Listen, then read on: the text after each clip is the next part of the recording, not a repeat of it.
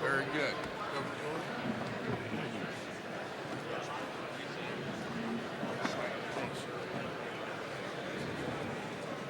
Okay, very good.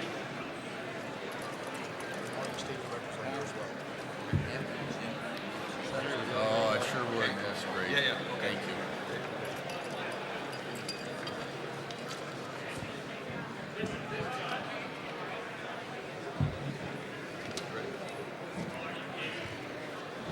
Going back to Washington? Good morning, everyone.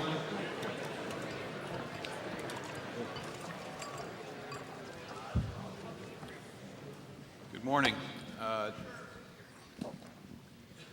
Tom Vilsack, Secretary of Agriculture, and I want to thank all of you for being here today. Especially want to thank Chancellor Martin and the University of Wisconsin for giving us this opportunity to have this beautiful facility. Dean Molly John, who was formerly associated with the USDA, it's good to see her back as the Dean of the College of Agriculture and Life Sciences. I want to thank the participants who, obviously for those in Wisconsin, need very little, if any, introduction, but appreciate the senators being here, the governor, and the Secretary of Agriculture. Want to acknowledge the fact that Attorney General Eric Holder would normally be here, but for the death of a very close and dear friend whose funeral is today. He sends his regards and apologies, but we have Assistant Attorney General Christine Varney here, who I will introduce in just a little bit. This is the third of a series of 5 hearings that are being conducted throughout the United States. We started in Ankeny, Iowa, discussing seed issues and consolidation and competition in basic seed. We then traveled to Normal, Alabama, where we had an extensive conversation about poultry. We're here today to obviously talk about an issue that's extraordinarily important to Wisconsin and to the country, and that's our dairy industry. We traveled to Fort Collins, Colorado on August 27th to discuss in more detail livestock issues, and these hearings will conclude on December 8th in Washington, D.C., where we'll look at the financial aspects of margins. You know, the reason we are here in connection with the dairy industry is that Senator Cole and Senator Feingold have requested that given the significance of the dairy industry to the Wisconsin economy, and given the importance that Wisconsin plays in the dairy industry generally, they felt that it was an appropriate place for us to have a hearing of this kind. And the governor was certainly supportive of that as well. 10 years ago, we had 111,000 dairy farms in the United States. Today, we only have 65,000 farms. The revenues for the top 10 processors have grown from 65% 10 years ago to 82%, and the size of processing plants generally have increased by 70%.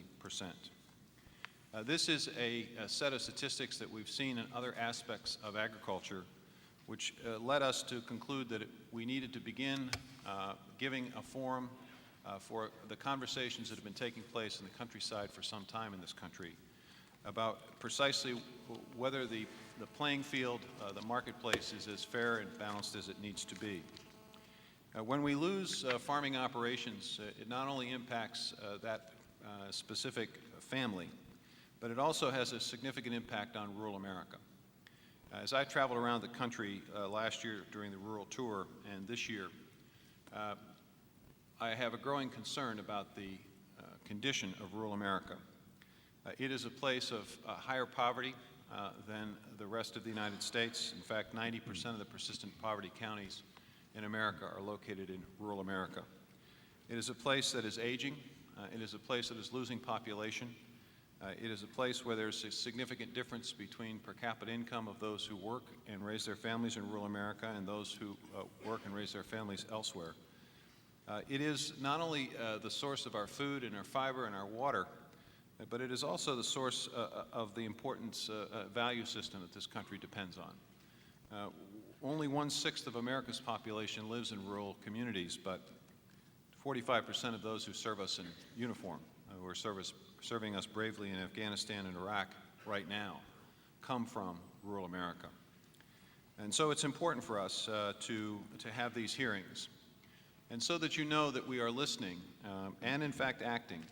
Following the seed discussions in Ankeny, We began a process at USDA to begin asking the question, what happens when patents expire on seed technology, and how can we create a generic seed industry that gives farmers a fair shake at getting the seed they need to plant their crops. Following the poultry hearings in Alabama, we announced a significant revision to the GIPSA rules, leveling, in our view, the playing field. It's now open for comment, and we will be looking at those comments and hopefully finalizing those rules by the end of the year. The most significant change in those rules probably since the Great Depression. And so we come today fully recognizing the struggles the dairy industry has experienced over the long haul and certainly over the last couple of years. We at USDA have been sensitive to the concerns of dairy producers, attempted to provide some degree of temporary help, but recognize that there needs to be a more permanent solution. For that reason, we put together the Dairy Council, which has met twice already in Washington, D.C., and will continue its deliberations and discussions through this year to try to determine how we might reach a consensus position among dairy producers as to what we can do to ensure greater price stability and greater prosperity for those who are in the industry. I want to say one thing before I turn it over to Assistant Attorney General Varney, and that is I want to be clear about what these hearings are not. There has been some concern that these hearings are focused on doing damage to the important work that cooperatives do throughout the United States, and particularly in agriculture. That is certainly not the case. We recognize the important role that cooperatives play in giving farmers the capacity to come together in order to have some more balance and fairness in the marketplace. And we expect and anticipate that we'll continue to be supportive of cooperative efforts throughout the United States. With that, I want to explain just briefly the process that we'll follow today.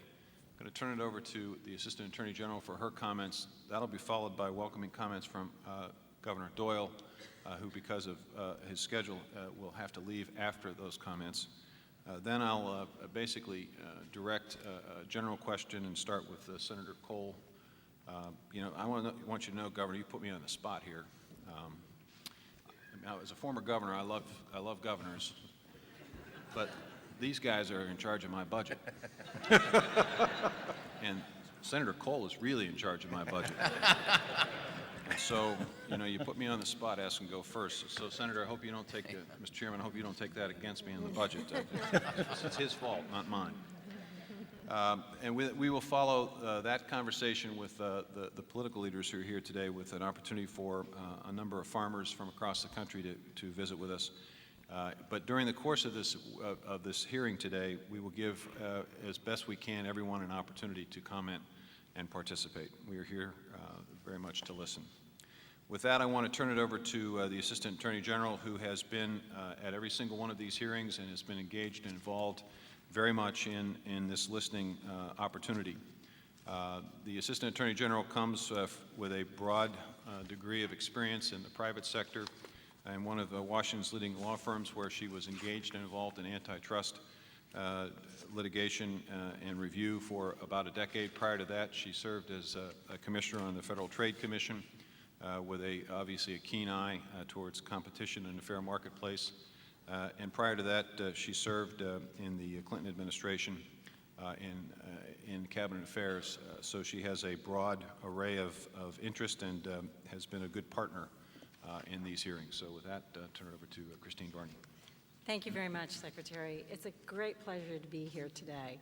Dairy farming has been vital to America since before there was an antitrust division, and we are here to learn about what is going on in this industry from you, those who have worked on dairy farms and in the industry. As importantly, I am here to learn how DOJ, working with the USDA, can improve competition in the dairy industry. I am disappointed, of course, that Attorney General Holder could not join us, but not as disappointed as the Attorney General himself. He asked me to convey his most sincere regrets that he could not be here personally to thank you all both for welcoming us to America's dairyland and for sharing your knowledge with us about the important issues confronting the dairy industry. As the Secretary said, unfortunately, a close friend of his passed away this week, and the funeral is being held today. He would surely be here otherwise. I know how important a priority these workshops have been for General Holder and how much he values hearing from and learning from the people on the ground, the people who live daily with the market forces that we have assembled these workshops to better understand. It is clear, of course, why he values these workshops so much. In our prior sessions, we have heard personally from so many farmers struggling to maintain a way of life that their family and this nation has known for generations. American agriculture provides the livelihood for an enormous portion of the workforce and sustenance for the rest of us. For us, the experience and insights of those of you who work tremendously hard to make a living in these fields are crucial not only to keep this great nation healthy and strong, but to help us at the Department of Justice get our job right. As the Secretary said, this is the third session of these joint workshops, and from our perspective, they are a major success and an important example of government collaboration. We have been working closely with the Department of Agriculture, and based on what we have heard at prior workshops, we have formed a task force to examine how we can better work together to promote healthy competition in all agriculture sectors. One focus of this working group will be to review the enforcement of the Packers and Stockyard Act, one of this nation's essential and historic competition laws. We have been gathering information, building more time in each session to hear from farmers about the issues and industry dynamics that affect them the most. This is leading to a more fruitful understanding and more successful cooperation between our agencies than historically has ever occurred.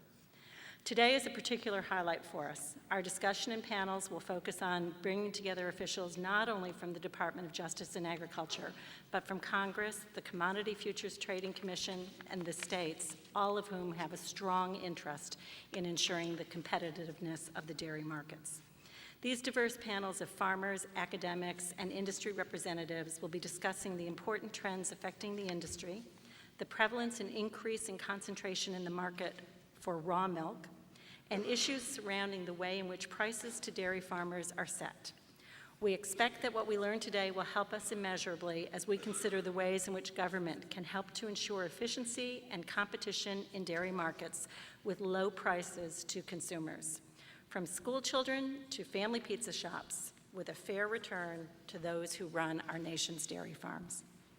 We have taken some important steps to protect consumers from undue consolidation in the dairy industry. In January, we at the Department of Justice filed a lawsuit against Dean Foods, alleging that it had violated the antitrust laws in its acquisition of Foremost Farms.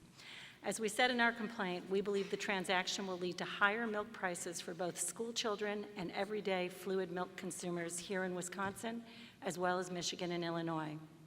I have traveled with Senators Leahy, Sanders, and Schumer to Vermont and to New York to speak with dairy farmers, and we are keeping a watchful eye on this industry, mindful of the various comments we have heard. We know that dairy farmers are concerned about a lack of choices for buyers and about the way their milk is priced, as well as a year of dispiriting returns for their labors. It is my hope that today's conversation will allow us to bring attention and clarity to these issues and help us think hard about the role of the Department of Justice can play with the Department of Agriculture in promoting and protecting the health and competitiveness of America's dairy farms. Let me just say on a personal note, you have no better champions in Washington than Senator Cole and Senator Feingold. Every time I see them, they want to know what I'm doing about dairy. So they keep the pressure on, and I'm doing my best to live up to it. Thank you very much. I want to take this opportunity to just briefly introduce the governor. Obviously, he's no stranger to Madison, as he is a native of Madison and elected to this position as governor of Wisconsin in 2002 and reelected in 2006. Prior to that, he served as Wisconsin's Attorney General. To me, Jim Doyle is a friend. He is someone who passionately cares about the economy of Wisconsin, is constantly talking to me about ways in which the USDA can use its rural development resources to provide expanded job opportunities. He has been very proud of the work that's been done in Wisconsin on energy issues and has positioned Wisconsin to be a national leader in this energy revolution that we are seeing in this country. So it's my pleasure to turn the podium over to my good friend, Governor Doyle. Well, good morning, everyone. I really, truly want to thank the Secretary for being here today. I believe this is his third trip to Wisconsin, and he has come here to listen carefully every time, particularly in the last year when our dairy farmers were facing some of the most difficult economic circumstances that they have faced in many, many years. And I want to extend my deep appreciation to the Secretary. He came here and listened, and I will tell you, he pulled every lever available to him to help the dairy industry during that very, very difficult time, of which we're not out of yet, although things are a little bit better, but we're not out of. And I deeply thank the Secretary for what he has done. I also really want to welcome Chris Varney here. I've known her for many years in my days as Attorney General. She has a tremendous national reputation in antitrust, somebody who understands markets, somebody who fights for consumers, and somebody who I know will listen carefully and take to heart the comments that are made here today. We have the two greatest dairy senators in the country, and they are both here with us today, who have fought tirelessly for the dairy industry in this country, which of course affects Wisconsin in many ways. And so to Senators Cole and Feingold, I thank them. I can't tell you the number of times I have called on each of them with issues that have come up in this state, and as they relate to all things, but certainly as they relate to dairy, they have been with us every step of the way. Rod Nielsen will participate today, and Rod, I think most people recognize in 7.5 years has been an extraordinary Secretary of Agriculture here in Wisconsin. And in many ways, Rod has had a vision that we have been able to carry out together that has strengthened and built the dairy industry in Wisconsin. You know, there's probably no area of our economy in which the interplay between the federal government and state government and federal policy and state policy is more intertwined than it is in dairy. We are obviously a state that benefits from a great dairy industry. Mr. Secretary, the agriculture and dairy, but the backbone is dairy in Wisconsin, is a $60 billion a year industry in Wisconsin. 1 out of 10 employees, workers in this state are employed in some way in the agricultural and particularly the dairy industry. So it is critical for us to have a strong and growing dairy economy. I'm very proud. You'll hear, I think today from a number of people, we've done some really great things in the last 7.5 years. When I came in, our milk production had been falling for 20 plus years. California's had been growing, and they had surpassed us in milk production. Everybody told us that California, given where the vectors were going, were soon going to pass us in cheese production, which was something that we all decided in the dairy world and agricultural community in Wisconsin we weren't going to allow to happen. So with the use of dairy modernization tax credits, we have spurred the investment of over $500 million in our dairies in this state. With the added processing tax credits that have been provided as well, we now have spurred the investment over $2.2 billion in farm operations and processing firms in this state. What that has done is turned around dramatically our milk production, where we are now on the rise. California is on the decline. We hope that those vectors will pass soon. But even more importantly, the great threat to us that supposedly California was going to overtake us in cheese not only didn't happen, but our cheese production has stepped up dramatically while California's has run into a few issues and is going in the other direction. And I wouldn't say we are safely secure as the cheese-making capital of the country and of the world, but we are solidly there and moving in the right direction. But we have some very big challenges as well. Obviously, protecting our great farmland is critically important, and the Secretary, I know, cares deeply about the rural economy, as his comments have mentioned, and part of that, making sure we have a strong rural economy, there's so many pieces to it, but is to make sure that there is good farmland in our rural areas. And we have in the last year have significantly modernized our farmland protection programs in this state, taken some old, outdated programs, consolidated and moved them in a way to really help people be able to stay on the farms and be able to use that farmland for what God gave it to us for, which is to farm. We have also worked hard at regulatory reform, and with the work of many people in this room, we passed major siting reform legislation that has allowed our dairy farms to be able to grow and expand. And we understand, and again, thank the Secretary for all the work he's done, that one of our great strengths is diversification. So whether it is managed grazing, and now over 20% of our dairy farmers do some form of managed grazing, value-added, and particularly biofuels are areas of enormous opportunity for us in Wisconsin.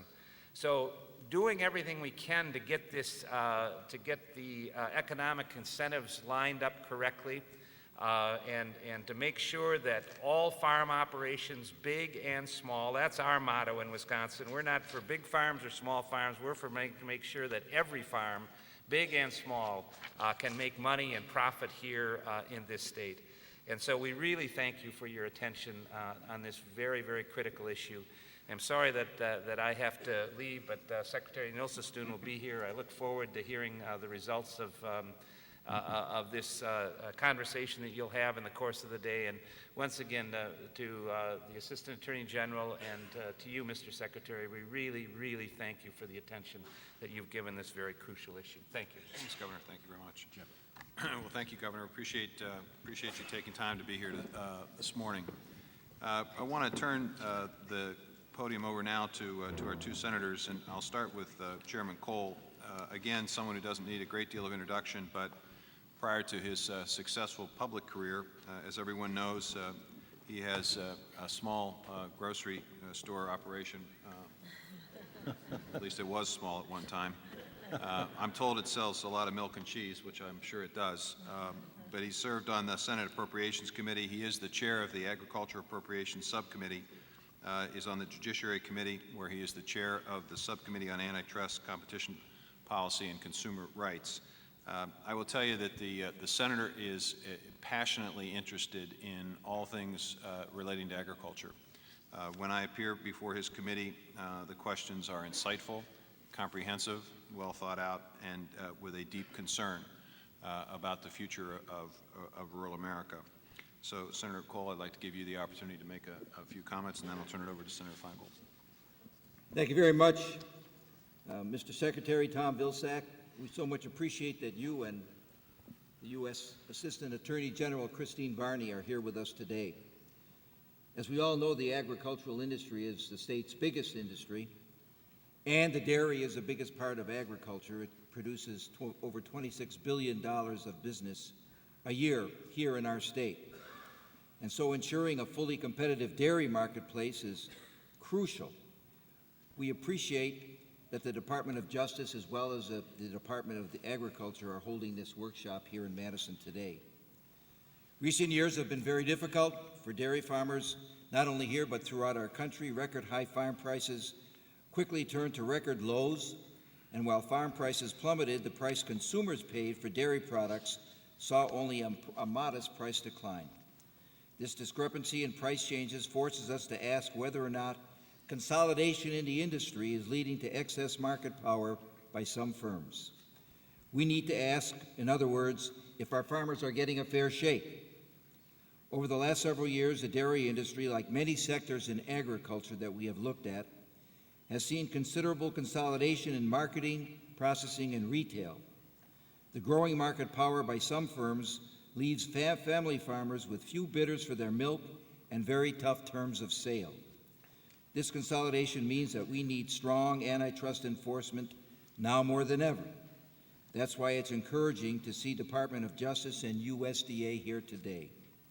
They need to hear and learn from farmers, like many of you are here today, whether consolidation is hurting our ability to receive a fair price for the milk that you produce. We've worked hard to preserve and enhance competitive marketplaces in agriculture through the Subcommittee on Antitrust, which I chair. We've held several hearings to review competition in agricultural markets. In 2008, we conducted an investigation on the proposed JBS Swift meatpacking acquisition to expose the danger that consolidation would have in meatpacking. And we urged that the deal be blocked, a recommendation that the Bush Justice Department followed in large part. The lessons we learned from that investigation apply equally to dairy. When processors gain too much market power and too much leverage, farmers suffer and lose the benefits of a competitive market, and that is not acceptable. That is why we're planning to develop a working group here in Wisconsin to further analyze and make policy recommendations to address competition, consolidation, and other issues impacting the dairy industry in our state. We also must make sure that dairy pricing is transparent. In 1997, the spot market for cheese was moved from Green Bay, Wisconsin, due to concerns that it was thinly traded with only a small number of buyers and sellers who could potentially manipulate the market.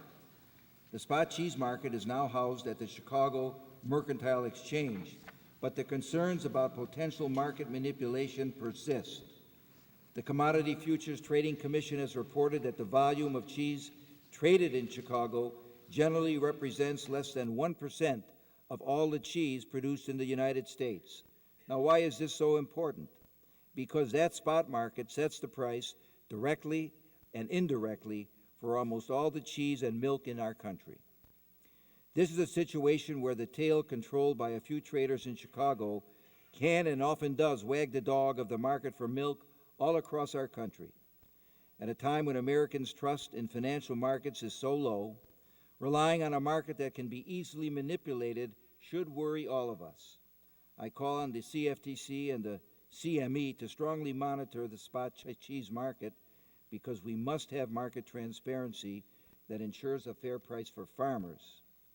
Additionally, we could get better market transparency through more frequent pricing reporting and expanding the number of products USDA uses to set prices under federal milk marketing order to include a more representative sample of products sold in the commercial markets. Secretary Vilsack, I believe you have the authority to help do these things, and in doing so, it would give our farmers a fairer price for their milk, and I would like very much to work with you to implement some of these changes. As the chairman of two committees with direct jurisdiction over competition and agriculture, I'm worried about the consolidation happening in agriculture. Strong competition for farmers' milk is the best insurance that they will get a fair price. Today's session needs to determine whether competition is healthy enough in the dairy industry to protect farmers, and if not, what we need to do about it. The farmers here have a lot to tell us about the health of the market, and we are looking forward to hearing from them. We thank each of you for being here today to share your views, and we particularly appreciate Secretary Vilsack and Assistant Attorney General Varney being here with us today. Thank you, Senator. Now I'd like to give Senator Feingold an opportunity to speak. As folks know, he was first elected to the Senate here in Wisconsin in 1992. Prior to that, he was a member of the Wisconsin State Senate. In the U.S. Senate, he serves on a variety of committees, including the Budget Committee, the Judiciary Committee, where he serves as the chair of the subcommittee on the Constitution. He's also on the Foreign Relations Committee, where he's the chair of the Subcommittee on African Affairs, and is a member of the Intelligence Committee as well. I think everyone in Wisconsin, and certainly many of us around the country, appreciate his legislative focus on campaign finance reform and fair competition, fair trade, and jobs. But he also has, as has been expressed before, a keen interest in agriculture, understanding the important role that it plays in the Wisconsin economy and the important role that it plays in the United States economy, with 1 out of every 12 jobs connected in this country to agriculture. So, Senator Feingold, we appreciate you being here today and taking your time. Thank you, Mr. Secretary. I'd like to start by echoing the words, obviously, of Senator Cole and Governor Doyle, and thanking you, Secretary Vilsack and Assistant Attorney General Varney, for coming to Wisconsin, America's dairyland, to have this important workshop. And, Mr. Secretary, despite the advertising campaign, I know that our cows are actually happier than the California cows. I do recognize, though, that this is a national forum on dairy, and I'll tell you, I've noticed the increase in interest in the United States Senate of numbers of senators that are vitally concerned about this issue. The meeting you held, there were like 25 senators there from all over the country. Some of the Al Franken teased Tom Udall of New Mexico whether he really thought there were any cows down there, but it was a very strong demonstration of what an incredibly important part of our nation's economy it is, and of course no place is more important than here in Wisconsin. And I want to particularly thank you and Ms. Varney for agreeing to have 2 public comment sessions. This was a specific request of mine that this be done at this session today, and I look forward to returning for the second public comment section, so I can just hear that directly myself. Because I find the unfiltered stories I hear directly from farmers and cheesemakers and others to be especially valuable. Senator Cole mentioned the Green Bay Cheese Exchange. My actions to deal with that were very exciting to be able to get that done had to do with the fact that people came to me on that at town meetings. And I hear these stories in every one of Wisconsin's 72 counties every year as I do my listening sessions. And I have to say, we kept hearing it even when the previous administration was turning a blind eye to the issue. And I am very encouraged by the turnaround in the Department of Justice and Agriculture after years of inaction. And there is a new willingness to reach across agency jurisdictions. I've been particularly impressed by the turnaround that began when President Obama took office and the team he put in place at the Justice Department. I raised similar concerns with the previous administration, but frankly, they essentially completely ignored anti-competitive behavior in the agriculture community. They even came up with extreme interpretations of antitrust law that were so skewed in favor of giant corporations that a majority of the Federal Trade Commission had to take them to task. So I'm very glad that the Obama administration reversed course and has been working to address our longstanding concerns about making sure that dairy farmers and small processors and consumers are treated fairly in the marketplace. Now, during Ms. Varney's confirmation hearing, I asked you to look into the Bush administration's questionable decisions in this area. This administration has already responded, as shown by the decision to block Dean Foods from acquiring 2 bottling plants from Foremost Farms, as well as the decision to hold these workshops. And I was especially pleased by the Antitrust Division's willingness to dig into this complex issue from day one. At my suggestion, and even before the full Senate confirmed you, in fact, I asked Ms. Varney to come to my office and I said, I am so concerned about so many areas of antitrust across the board, mega mergers in the media industry and so on. I said, but today, all we're going to talk about is dairy. And I asked you to meet with our Wisconsin experts. I asked you to meet with University of Wisconsin law professor Peter Karstensen, an expert on antitrust law and particularly the dairy industry. And you did exactly that. And your willingness to listen and of your staff to listen has been even greater with other people, such as Pete Harden of Milkweed, who has come to my listening sessions almost every year. You folks were willing to listen and learn when it came to him. And that is shown me your seriousness about this. And Secretary Vilsack, I should also note the Antitrust Division isn't the only cop on the beat after a period of serious neglect. I agree with Senator Cole. You've shown exceptional leadership and accessibility and a willingness to use what powers you have in these areas. Just last week, for example, I was glad to see your announcement of a rule implementing major improvements to farmer protections under the Packers and Stockyards Act. Various initiatives Senator Grassley and I pushed with regard to beef contracts that you have now implemented. And while this rule is focused on improving fairness in the livestock and poultry markets, with cull cows going to slaughter being a significant part of a dairy farmer's cash flow, this was important news for us as well. So I, again, want to thank you for your responsiveness.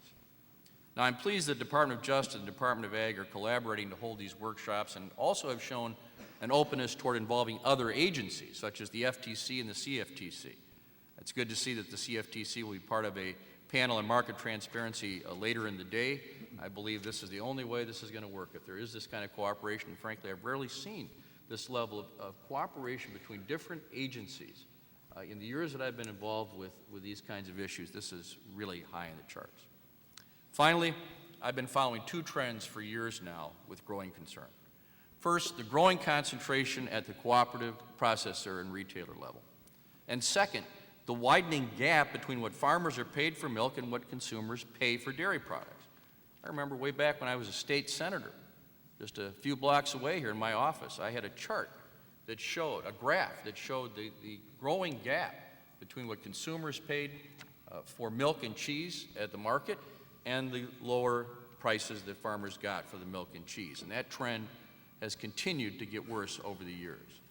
Farmer share has continued to shrink, and many farmers and other dairy industry observers suspect that someone between the farmer and the consumer is taking a bigger slice than they really should. And I know that dairy farmers agree with me on this. We are coming off a year when dairy farmers were losing $100 per cow per month for many months in a row, while consumers were often not seeing a drop in prices at the store. At the same time, some of the entities in the middle of this supply chain were posting massive profits. And certainly no one was struggling to the degree that farmers were. I've had farmers just ask me at my listing sessions, if consumers are still paying about the same and it isn't showing up in their milk check, where is the money going? Well, dairy farmers and competition experts like Peter Karstensen make it clear that something is amiss. It is true that the dairy industry is very complex and it's difficult to target a specific culprit behind this unfair situation. This is where you folks come into the picture, and I agree with the Secretary about the outcomes that should come from this workshop. This is not about assessing blame. The first goal is to educate the agencies. After the years of neglect, getting out and hearing from individuals on the ground is an important step. Secondly, the workshops are not an end in themselves. I expect to see each of these agencies use the information from the workshop as a springboard for improved investigations and enforcement to address anti-competitive practices across agriculture. And finally, we need to figure out the answer to the question not only that I have posed, but so many of you have posed to me. What happens between the farm and the consumer to cause such a price spread?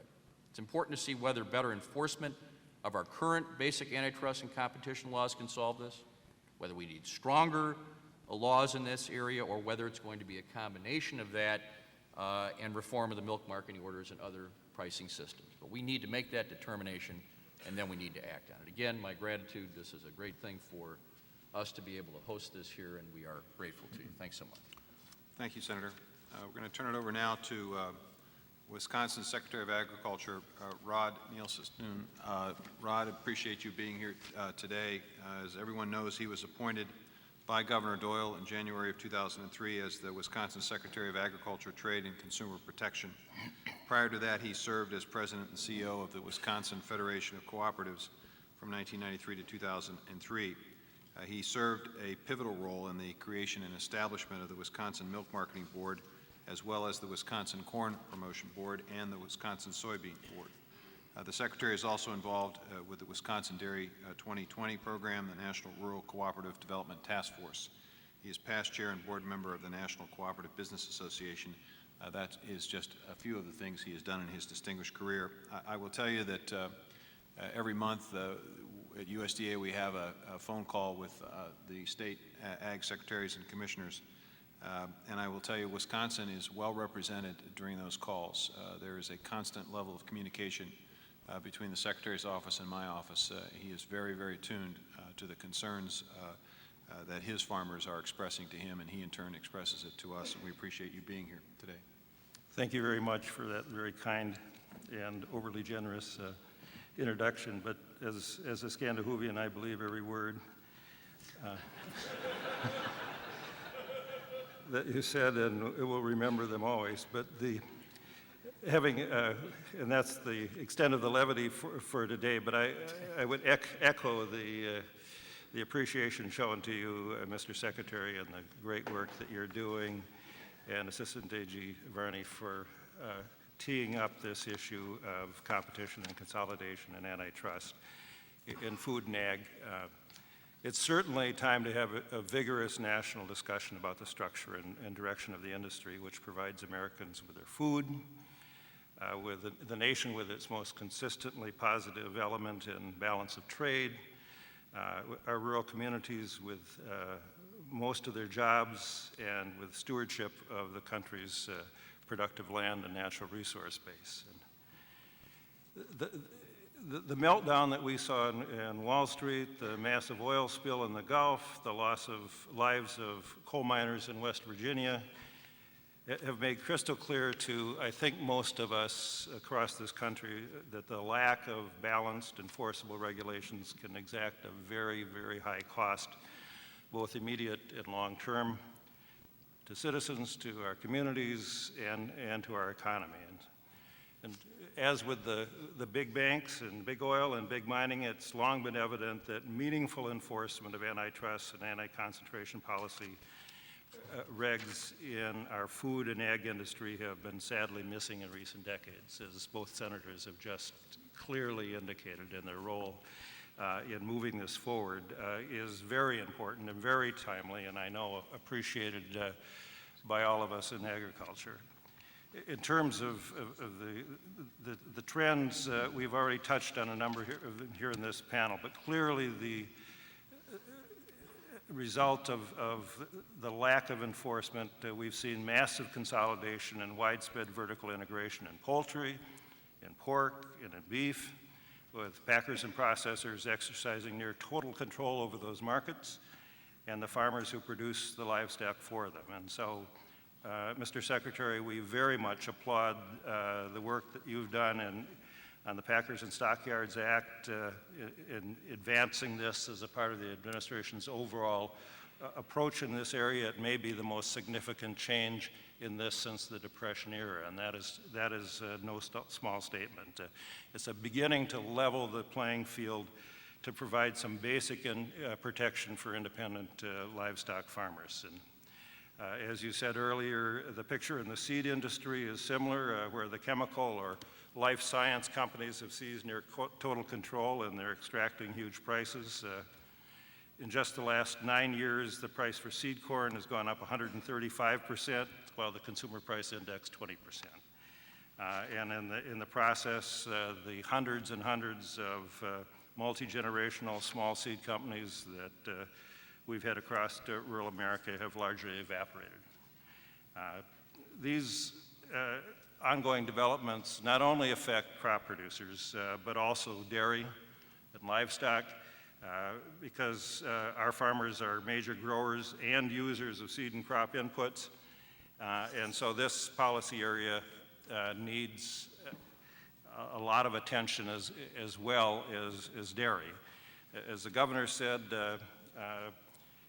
dairy, particularly in the upper Midwest, has been the most resistant and resilient against the consolidation trend and the vertical integration and the oligopolies. This may be a result of our long-term heritage of family-sized farms, together with perhaps the most robust system of farmer-owned co-ops in the country.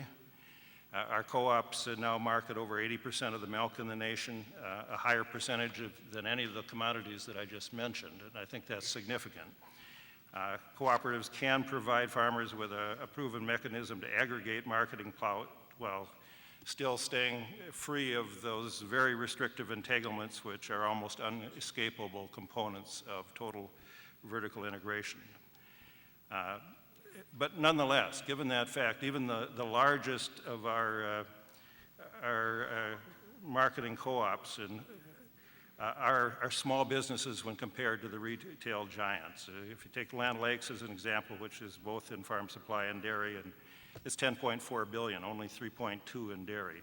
If you compare that with Walmart, which has $408 billion in revenues this year, Kroger at $77 billion, Kraft at $40 billion.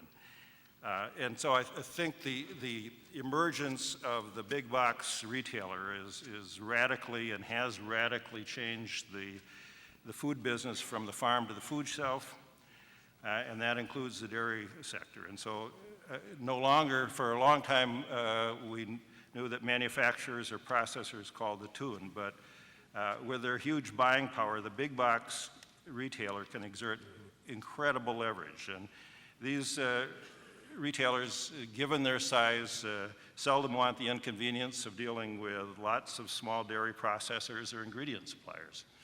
And rather, they'd like a small number of large suppliers. And so, as a result of that, predictable dynamic happens. If the co-op or dairy processor wants to access to that dominant big box, they need to be able to become significantly larger or exit. And I've been to a lot of co-op annual meetings, and I've heard a lot of management say, and this is not a criticism, but a lot of them say that we've got to become either number 1, 2, or 3 in our particular sector if we're going to survive long term. And it becomes a self-fulfilling prophecy. So the justice's charge in the dean's suit of purchase of foremost fluid operations significantly can reduce the competition there via acquisition, even though that may have been not the intent of the seller. So Dean now has eliminated a major food competitor, has 57% of the market share in fluid milk in the Chicago area, in Wisconsin, and the UP. That is a market leverage change. And so, in addition, the very existence of long-term purchasing contracts with very few big box retailers exerts an additional kind of leverage there.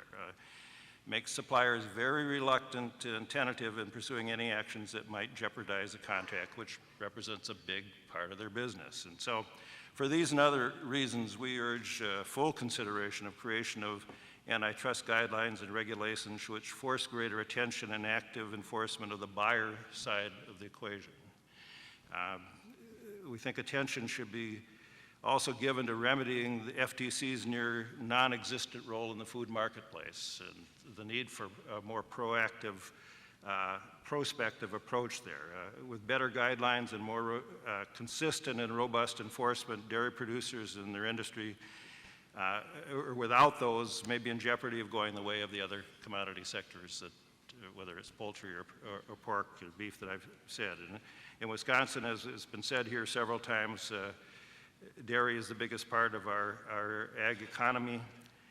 Our $59 billion economy, and erosion of the size and the number of sector participants is a blow to dairy farmers of all sizes, but also to the rural communities and the main streets that they support. And so, one last point, while there is widespread agreement in many sectors in the dairy industry that we need better price discovery, as Senator Cole and Senator Feingold clearly indicated, to determine the federal order milk price formulas, whether it's for cheese or non-fat or whey or butter or others.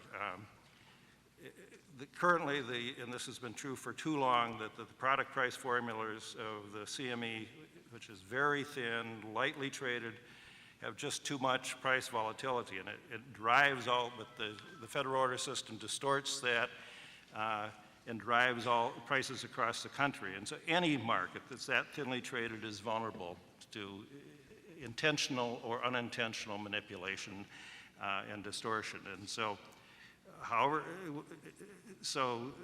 we really need serious exploration of an improved mechanism, as was suggested, to correct that. There's a lot longer list here, but that's for the rest of these panels. And again, we greatly appreciate the presence and the opportunity to be a part of this.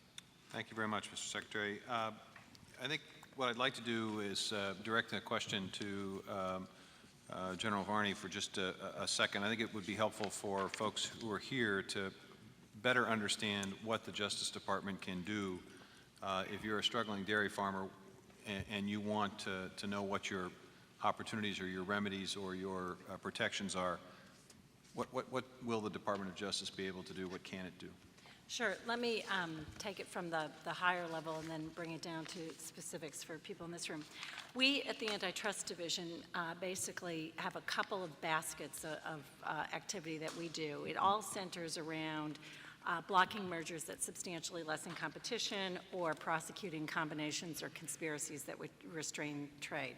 So the first thing we do, and we take very seriously, is we put people in jail. If there is price fixing going on, we will prosecute it and you will go to jail. In the past decade, we've brought over 100 school milk bid rigging cases. So if you are aware or suspect that there is bid rigging going on, let us know. We will prosecute it. We work very closely also with the U.S. Attorney's Office, and they are here today, and I know they would also want to know if you've got any evidence of any illegal price fixing going on, whether it's at a corporate level or at a smaller level. The second thing we do is we examine mergers very carefully, and as everybody has mentioned, we recently sued to unwind the Dean Foods acquisition of Foremost. Should a merger arise in this industry and you have concerns about it, a merger and acquisition, we want to know. We can work on that. And we will go to court and we will block mergers that substantially lessen competition, which we believe the more competition there is for your product, the better price you're going to be, the more competitive the marketplace is going to be, the more we're going to get good quality, safe product out there. Our third basket of activity that we do is we investigate conduct, and I think this is probably something at heart for many, many of you. Big is not necessarily bad under the antitrust laws, but if you have a substantial share of the market, you have a special obligation to vigorously adhere to the pro-competitive antitrust rules that have been clearly established by the Supreme Court.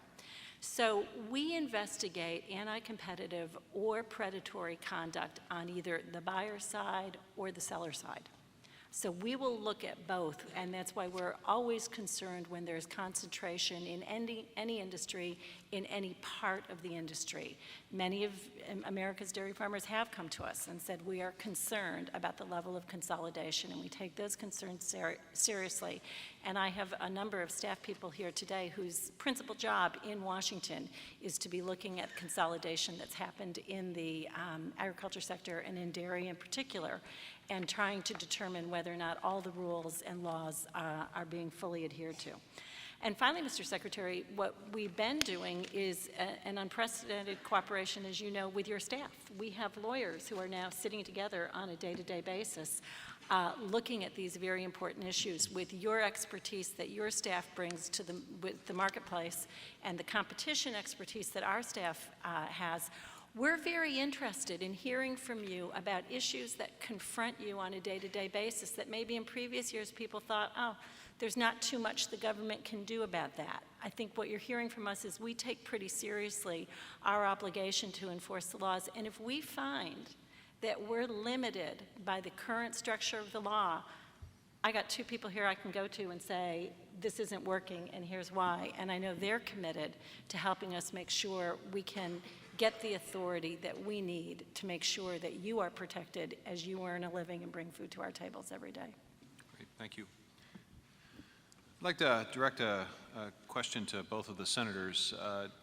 In taking a look at the ag census that was published last year, it was fairly obvious that the average age of American farmers is continually and rapidly aging. Today, the average age of a farmer across the country is 57. It aged 2 years in the last 5 years, and so one can expect that 5 years from now, the average age will be 60. As we deal with the aging population, the question then is, how do we help? What needs to be done in terms of the market trends, market structures, pricing mechanisms, or other ideas that you might have that would encourage younger people to be able to consider an opportunity in dairy instead of seeing this contraction which we've seen over the last 10 years?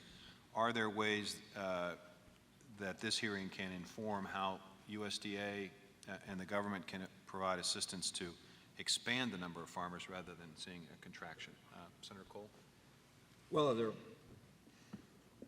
many aspects of farming and dairy farming that are enormously attractive to young people today. The opportunity to be your own boss, to live out where you can experience all the joys of living with fresh air and a lot of open land. To raise your family in that kind of an environment is extremely attractive, I think, particularly today with all the difficulties that we find afflicting our urban areas. So in a very basic way, farming can be very attractive to young people, but among other things, it has to be profitable. When young people decide what they're going to do with their lives, if they want to either enter farming or stay in the farming business, which has been a part of their families in many cases for generations, they want to see a future financially for themselves as well as quality of life. And as we're discussing it here today, with the decline in the number of farms and with the increasing difficulty of farmers to make a decent profit, farming becomes less of a desirable option. And that is, in a sense, what we're here today to discuss is ways and means in which we can ensure that people who are operating farms are getting a fair price for their product, seeing to it that the markets operate in a way so that they are decently compensated for all of their work. And I think in our country historically, there's been an imbalance for many reasons, but one reason is that we have so few farmers relative to all of the consumers across the country, so that when people in public life make decisions, fairly or not, they look to satisfy consumers perhaps first and the producers a close second. And I think that predisposition to favor consumers over producers over the years has made farming less attractive. We have to try and turn that around because, as has been said by many people here today, it's the farmers, but it's also our rural areas all across our state and all across our country that are directly impacted by the decline in the number of people who want to operate farms. So we have our work cut out for us, Mr. Secretary, and I think one of the reasons we're here today is because we want to face it and we want to do something about it. Well, obviously, I've seen this trend as well, and it's disturbing, but I'm sure Senator Cole's had this experience too. There are groups of young farmers that do come to visit with us in Washington as well as here, and I happened to be next to one on the plane out here on Monday, and after he had a chance to hear me snore for a while, he said he remembered that I'd been out to his farm in Washington County, and we just talked about how much he loved doing this. He was taking over for his dad. He's got 3 sisters. 2 of them probably aren't going to go into it, but one of his sisters might.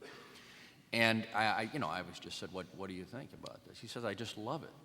I mean, you could tell the way Senator Cole described it, the passion for being there and doing this. But, these are really tough days for people in any part of our economy. People are going to make a rational decision about their futures. So they have to believe, not only obviously they can make a profit, but they're not going to suddenly get undercut by some decisions or trade agreements or something else that is going to cause them to have the rug pulled out from under them. So that has to do with the pricing systems. That has to do with trade agreements, such as, let's say, if somebody had thought it'd be a good idea to have a trade agreement with New Zealand. Young farmers have to know that they're not going to suddenly put all this investment into this and then have themselves, having put all that effort and all that education into it, we got to make sure that there's some stability and pricing stability. Having a belief that you can actually get somewhere near the cost of production at some point, that this could actually be something you could rely on. You're not going to have a situation where one year it's over $20, the next year it's under $10, and then it gets a little higher and you expect dairy farmers to be happy, when in fact they're not even getting their cost of production. So I think these policy matters would have a great deal to do with letting people trying to make a good decision for their family or their future families, and I think that will have a particular impact on young people. It's interesting, Senator. I've watched folks in Washington over the course of the last number of years talk about the necessity of having 100,000 police officers and 100,000 new teachers. Why not 100,000 new farmers as a goal?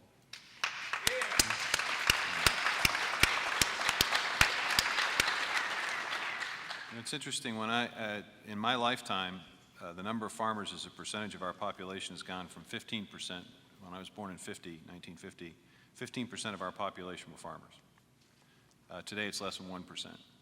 And I suspect when I was born that the other 85% were probably only a generation removed from the farm.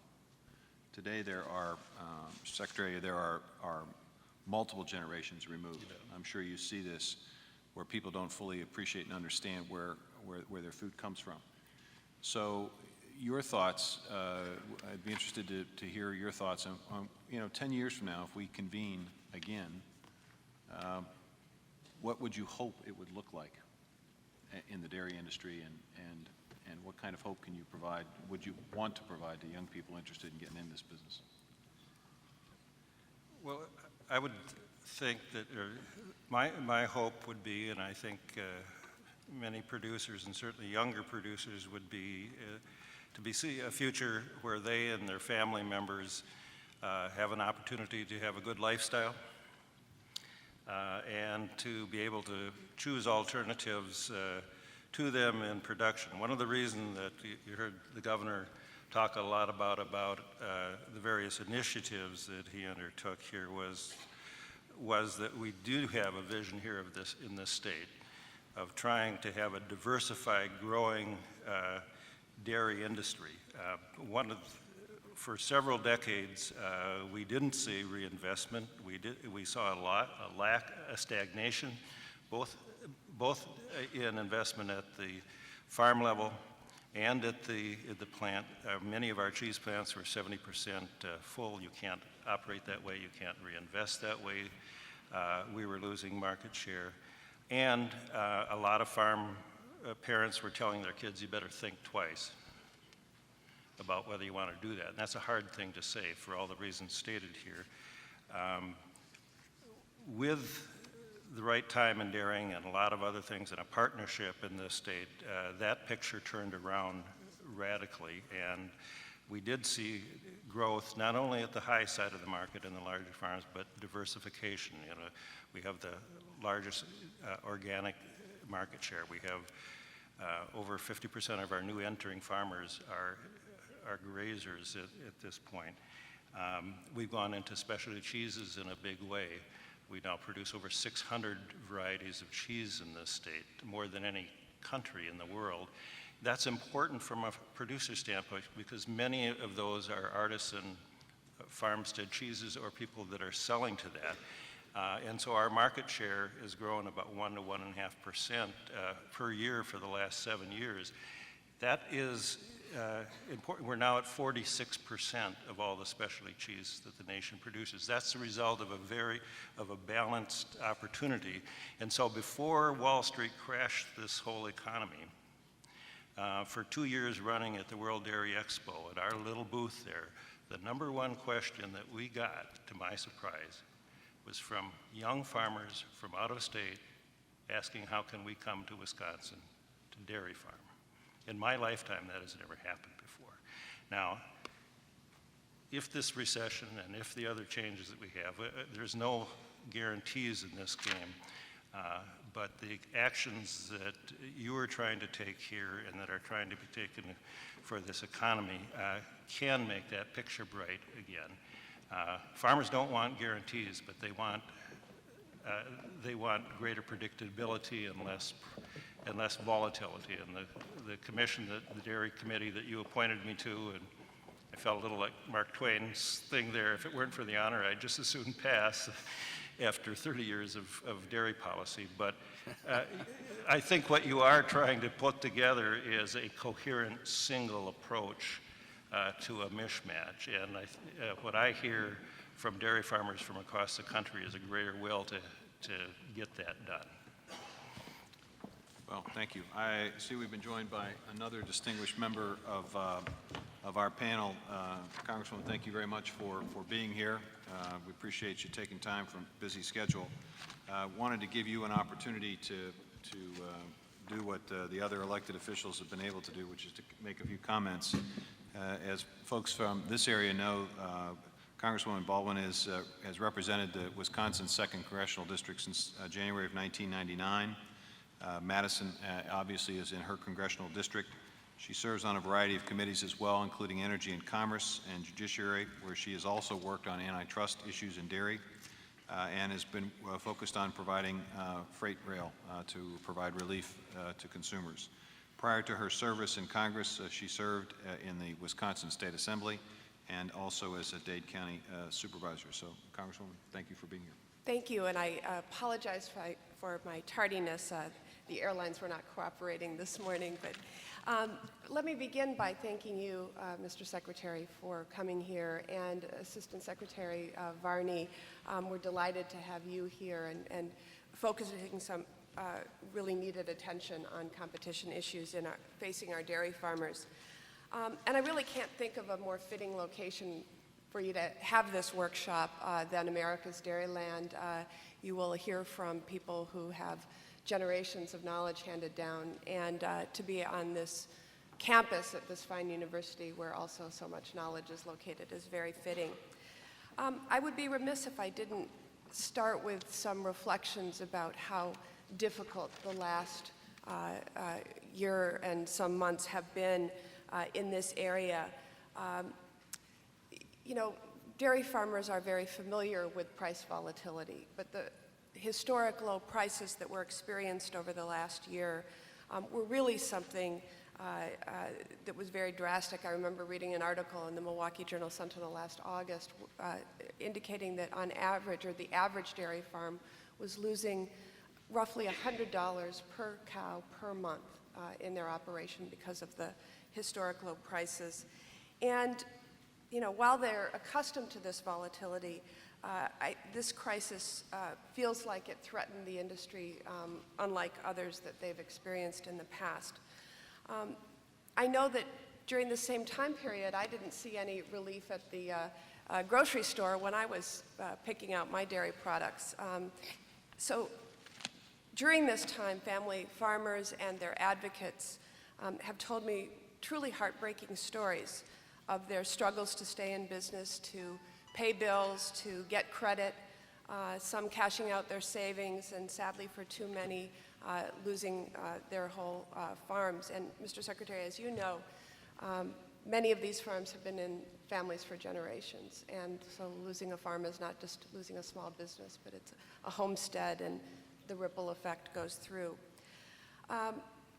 I'm particularly troubled by the human toll that it's taken. I am in contact with those who take calls from folks in crisis. The Wisconsin Farm Center certainly has been inundated with requests for assistance, including suicide prevention. And I can furnish you with a lot more information. But anyhow, to the topic of the day, much of the concern about the dairy crisis rests with the lack of competition in the dairy industry and the effect that that has, particularly on small dairy farmers.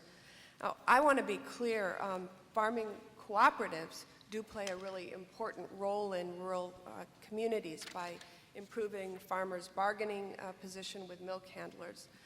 And farmers have long joined cooperatives to better market their products and access farm-related supplies and services. And so I was pleased, Mr. Secretary, to see your recent comments that the antitrust focus is not so much on Capper-Volstead Act, but more Sherman and Clayton Act issues. That said, competition is necessary in the dairy industry, and I applaud the Department of Justice's action and review of Dean Foods for its acquisition of 2 plants formerly owned by Foremost Farms. We certainly have a concern that this acquisition will lead to increased consolidation in the processing industry and more limited competition in Wisconsin at the expense of farm families. As a result of this acquisition, Dean Foods now controls approximately 57% of the market for processed milk in northeastern Illinois, Wisconsin, and the UP. And while Dean Foods' bottom line grows, dairy farmers struggle to avoid hitting rock bottom. I am also interested in consolidation and competitiveness issues, not only among processors, but among retailers and those in the food delivery business. Giants like Walmart and new changes that we see with discount mass merchandisers and warehouse club stores are of concern. But quite frankly, anti-competitive practices have been around for a long time. But until recently, I don't think enough attention has been paid to this important issue. And as I got a chance to tell Assistant Secretary Varney when we talked on the phone last year, I'm really glad that you're giving it the attention that you are. We really do need your emphasis on these issues. Today's event is extremely important in that farmers will have a chance to be heard and express their concerns about the declining number of family farms, the fewer market options that they have, and less competition among processors, retailers, and food distributors, artificially depressed prices, and the possibility of price manipulation, and the resulting toll that this takes in our community. Farming, and family farming in particular, is really the backbone of the Wisconsin economy, and we're just so glad to have you here today calling attention to these issues. Thank you. To the Congresswoman and the two senators, one of the issues that you've touched on in your comments is the need for expanded market opportunities. And as we look at the consumption of dairy products, notwithstanding all the specialty cheeses that are being produced, we see, especially among young children, less interest in dairy products, and particularly milk. Interested in knowing your thoughts about how we might be able to encourage more consumption. I know that the Institute of Medicine has suggested that, with reference to our school lunch and school breakfast programs, that there could be greater focus on low-fat dairy products and greater consumption of that as a possibility. Is that something that might provide some degree of assistance and help to these farmers if we expand markets and consumption? Just comments or thoughts about that? Well, you know, in my conversations with young people, I think there's a lot of opportunity here. You know, particularly given the number of people that are, unfortunately for some other parts of the agriculture industry, choosing alternative ways of diets, of vegetarian, other diets. This is an area that I find people pursuing. I find people very interested in various dairy products. Yes, the low-fat helps, but also, you know, given the fact that people are talking about making sure the kids aren't drinking soda all the time, and, you know, that's a big change from when I was a kid.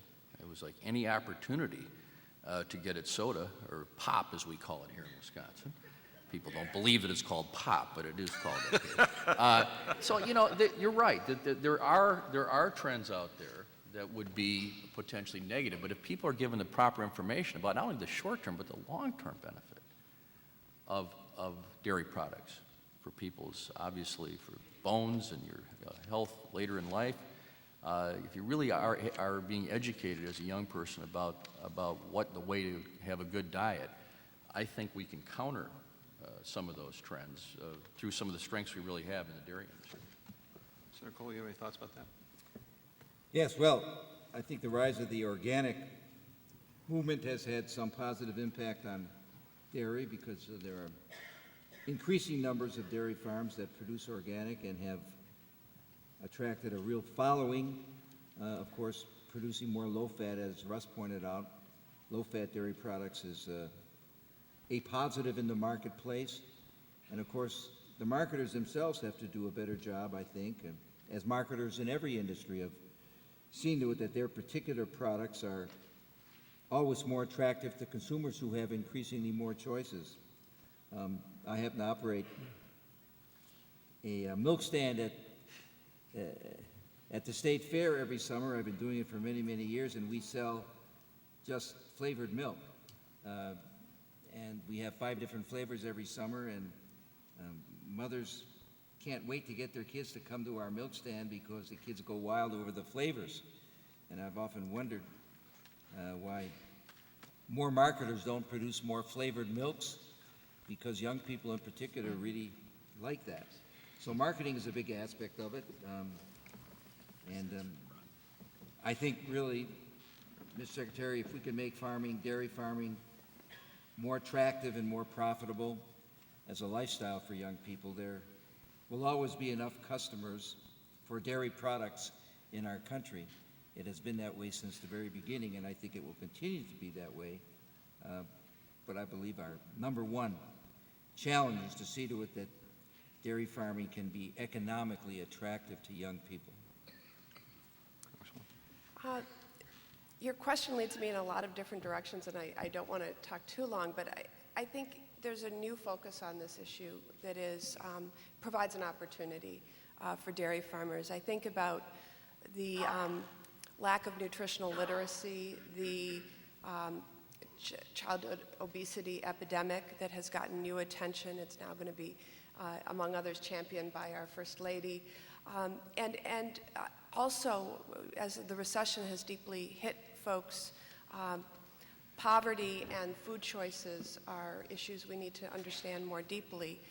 If the grocery store in your neighborhood closes because you live in a poor neighborhood, as many have in even our own community here, the options, the array of options you have if there's only a 7-Eleven or a convenience store in your immediate neighborhood, and in order to go to a grocery store, you're taking a taxi or multiple buses.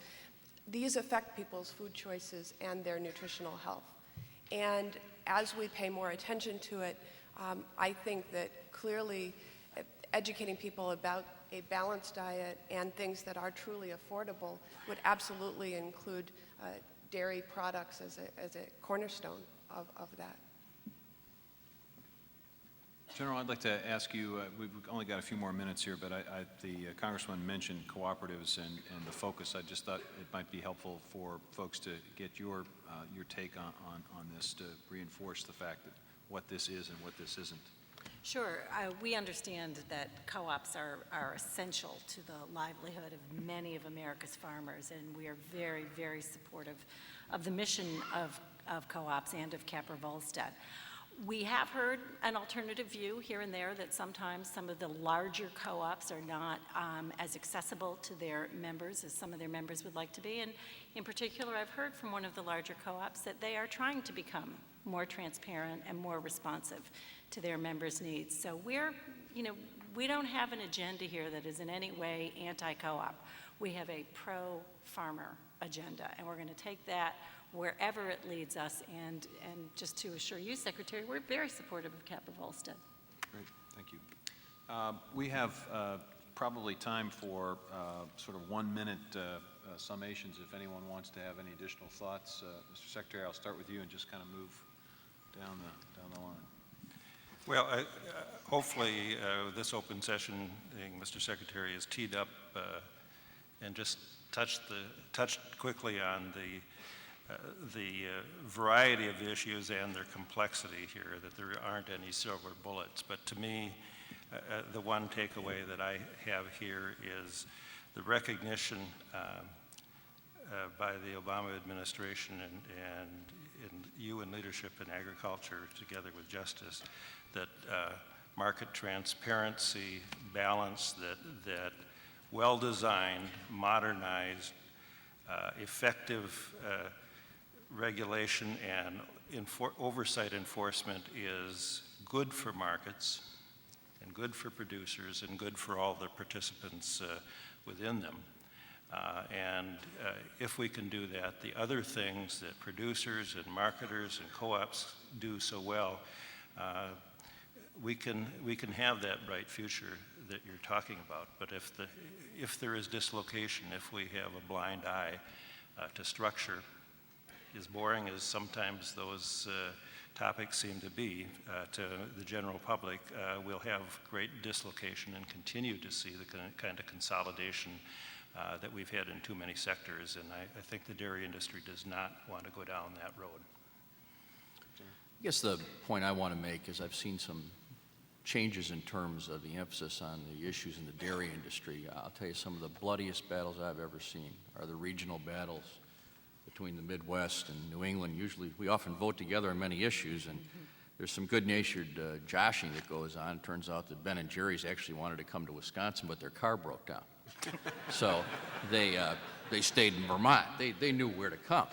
But there was great ugliness and, frankly, tension, not only between but even within our dairy community. What we're talking about here today are things that bring us together, that unify dairy farmers across the country, and that is exciting to me because I saw us as not getting anywhere for years until, frankly, you and Ms. Varney and others came in and started to move us in this direction. So I want to thank you and particularly urge you on in the area of trying to resolve this problem of where's the money going that is being paid by consumers and not being received by farmers.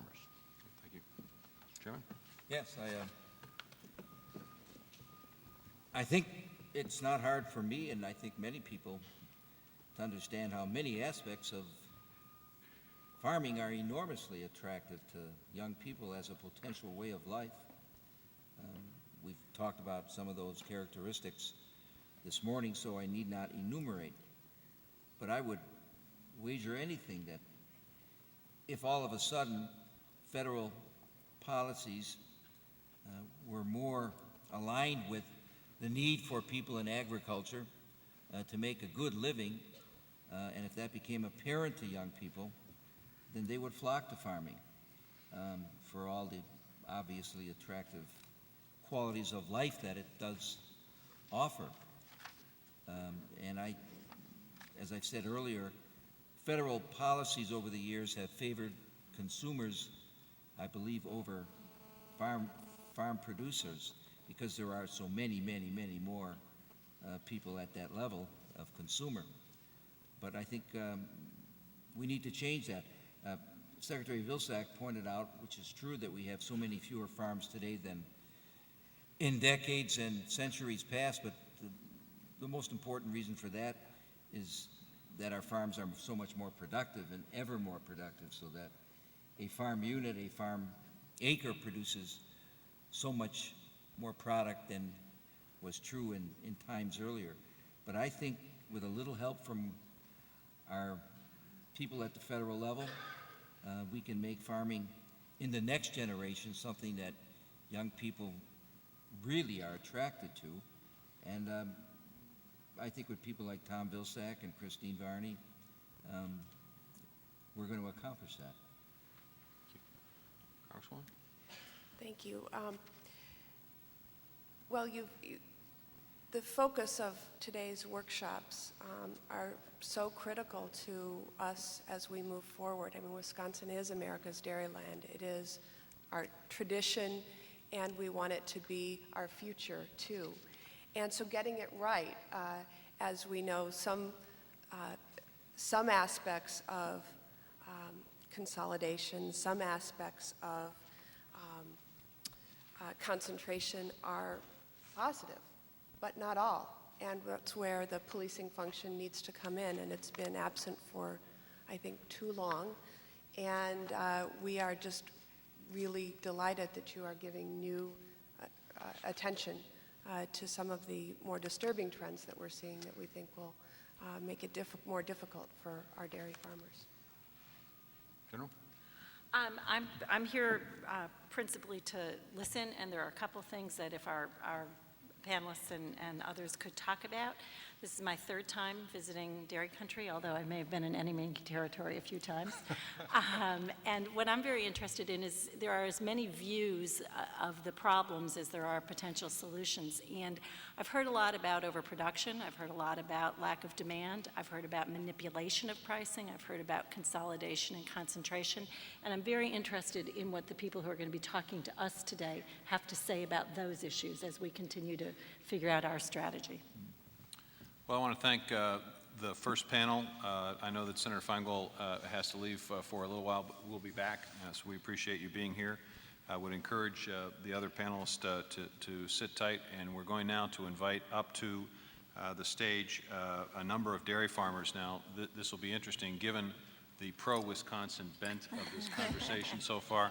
We are going to have folks from California and New Mexico and New York and Minnesota come up here, and I think they may potentially have a slightly different take on some issues, but we hope to have a vigorous conversation, so I'd invite the farm panelists to come on up.